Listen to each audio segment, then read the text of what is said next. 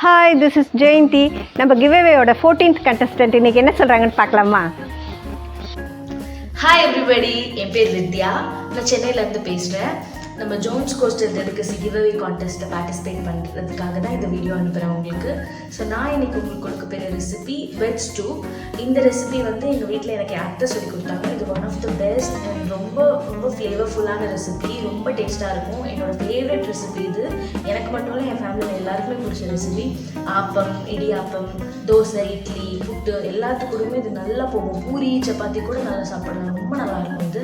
So இந்த ரெசிபியோட major ingredient coconut milk. Coconut மில்க்கை நம்ம வீட்டில் செஞ்சு நம்ம அதை மில்க் எடுத்து பண்ணால் இன்னும் ரொம்ப நல்லாயிருக்கும். அந்த வெஜிடபிள் குக் ஆகும்போது சாப்பிடும்போதும் இன்னும் ஃப்ளேவர்ஃபுல்லாக இருக்கும்.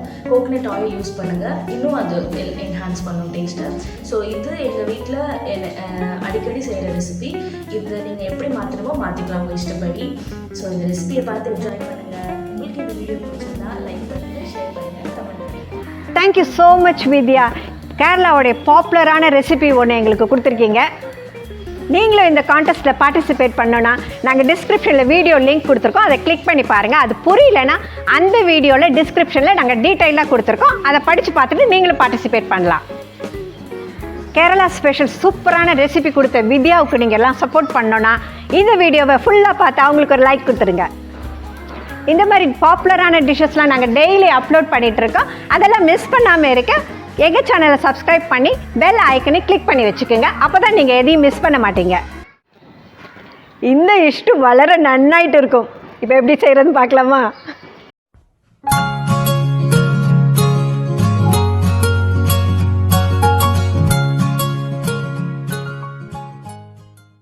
பட்டை 2 துண்டு,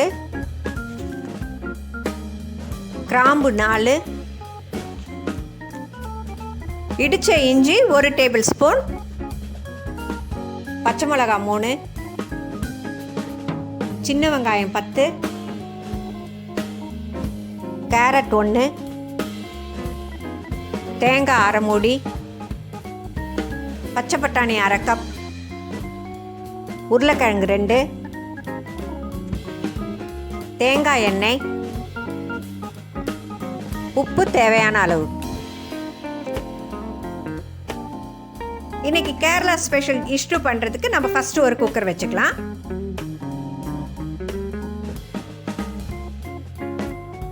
குக்கர் ஹீட் ஆகிடுச்சு. ஒரு 2 டேபிள் ஸ்பூன் அளவுக்கு தேங்காய் எண்ணெய் ஊற்றிக்கிறேன்.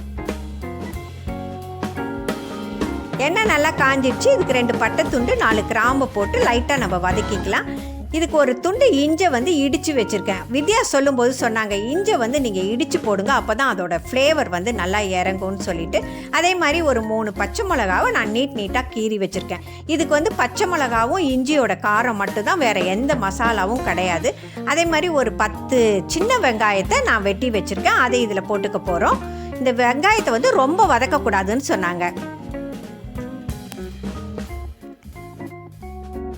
வெங்காயம் இந்த மாதிரி கலர் மாறாமல் இருக்கணும்னு சொன்னாங்க. இப்போ வந்து நம்ம வெஜிடபிள்ஸ் போட்டுக்கலாம். ஒரு 1/2 கப் அளவுக்கு நான் பட்டாணி எடுத்து வச்சுருக்கேன். ஒரு மீடியம் சைஸ் கேரட்டை வந்து நான் கட்டமாக வெட்டி வச்சுருக்கேன், அதையும் இதில் போட்டுக்கலாம். ஒரு பெரிய 2 உருளைக்கிழங்கை வெட்டி வச்சுருக்கேன், அதையும் இதில் போட்டு லைட்டாக நம்ம இதை வதக்கிக்கலாம். வெஜிடபிள்ஸ் வந்து நீங்கள் எது வேணாலும் போட்டுக்கலாம், ஆனால் உருளைக்கிழங்கு தான் டாமினேட்டிங்காக இருக்கும். அதிகமாக போட்டுக்கணும் நீங்கள் உருளைக்கிழங்கை. இப்போ முக்கியமான இன்க்ரீடியன்ட் என்னென்னா இதுக்கு தேங்காய் பால் தான். இது வந்து ஒரு 1/2 மூடி தேங்காவில் நான் 3 தடவை மில்க் எடுத்து வச்சுருக்கேன். 3வது பாலை தான் நான் இப்போ வந்து இதில் ஊற்றிருக்கேன். இதுக்கு வந்து கொஞ்சமாக நம்ம உப்பு போட்டு, நிறையா போடக்கூடாது, ஒரு சிட்டிக்கு அளவு போட்டால் போதும். கொஞ்சம் கருவேப்பிலையை போட்டு நல்லா நம்ம மிக்ஸ் பண்ணி விட்டு இதை குக்கர் மூடியை போட்டு 3 விசில் வர வரைக்கும் நம்ம சிம்மில் வச்சு வேக விட்டுறலாம். இப்போ 3 விசில் வந்துடுச்சு. நம்ம ஸ்டவ் ஆஃப் பண்ணிக்கலாம். இப்போ ப்ரெஷர் போயிடுச்சு. நம்ம திறந்து பார்க்கலாம். காயெலாம் நல்லா வெந்திருக்குது. இப்போ நம்ம ஒரு கரண்டியை வச்சு இந்த உருளைக்கிழங்கை 1 பாதியமாக மேஷ் பண்ணோம். ரொம்ப மேஷ் பண்ணாமல் 1 பாதியமாக பண்ணிக்கலாம். இப்போ உருளைக்கிழங்கை நல்லா மேஷ் பண்ணியாச்சு. இப்போ நான் ஸ்டவ்வை கொளுத்திக்கிறேன். நம்ம 3 பால் எடுத்து வச்சதில் நம்ம 3வது பாலில் தான் இந்த வெஜிடபிள்ஸே வெந்துச்சு. இப்போ நம்ம 2வது பாலை எடுத்து இதில் ஊற்றி நல்லா நம்ம கொதிக்க விட்டுக்கணும். இது நல்லா கொதிச்சு வர சமயத்தில் நம்ம ஒரு 1/2 டீஸ்பூன் அளவுக்கு மிளகுத்தூள் போட்டுக்கலாம். அதிகமாக போடக்கூடாது, ஏன்னா இதோட கலர் வந்து வெள்ளையாக தான் இருக்கும் இஷ்டுக்கு. இப்போது இதுக்கு தேவையான அளவுக்கு நீங்கள் உப்பு போட்டுக்கலாம். உப்பு போட்டு இதை நல்லா நம்ம மிக்ஸ் பண்ணி விட்டுக்கலாம். இதுக்கு அடுத்ததாக நம்ம வந்து ஃபஸ்ட்டு எடுத்த பாலை ஊற்ற போகிறோம். இந்த ஃபஸ்ட்டு எடுத்த பால் எப்படி எடுக்கணும்னா, நீங்கள் வந்து தேங்காயில் ஒரு 5 டேபிள் ஸ்பூன் அளவுக்கு தண்ணி ஊற்றணும்னு சொன்னாங்க வித்யா. அவ்வளோதான் தண்ணி ஊற்றி ஒரு சுற்றி அதில் எவ்வளோ பால் வருதோ அதை நல்லா திக்கான பாலாக எடுத்துக்கணும். இப்போ ஃபைனலாக ஃப்ளேவருக்கு ஒரு கொத்து கருவேப்பிலையை போட்டுக்கலாம். இப்போ ஸ்டவ் ஆஃப் பண்ணிக்கோங்க, ஏன்னா நம்ம திக்கான பால் ஊற்றுனதுக்கப்புறம் நம்ம கொதிக்க விடக்கூடாது. கேரளா சமையலுக்கே உரிய ஃப்ளேவர் தேங்காய் எண்ணெய், அதை ஒரு டேபிள் ஸ்பூன் ஊற்றி உங்கள் இஷ்டம் போல் இஷ்டுவை சர்வ் பண்ண வேண்டியது தான். சூப்பரான ஒரு கேரளா ரெசிபி ஒன்று கொடுத்துருக்காங்க வித்யா. இதுக்காகவே அவங்களுக்கு ஒரு லைக் கொடுத்துருங்க. வித்யா சொன்னாங்க அவங்களுடைய ஃபேவரெட்னு சொல்லிட்டு. இதை செஞ்சு சாப்பிட்ட உடனே எங்கள் வீட்டில் எல்லாருக்குமே அது ஃபேவரட் ஆகிடுச்சு. இஞ்சியோடைய டேஸ்ட்டு, அந்த பச்சை மிளகாவோட காரம், அந்த தேங்காய் பாலோடைய டேஸ்ட்டு சொல்லவே வேணாம். அந்த தேங்காய் எண்ணெயோட மனம் ரொம்ப நல்லா இருந்தது. நீங்கள் எல்லாருமே இதை கண்டிப்பாக ட்ரை பண்ணி பாருங்கள். இந்த அருமையான இஷ்டுவை சொல்லிக் கொடுத்த வித்யாவை சப்போர்ட் பண்ணோன்னா இந்த வீடியோவை ஸ்கிப் பண்ணாமல் பார்த்து லைக் பண்ண மறந்துடாதீங்க. Okay, see you in the next video. Bye bye.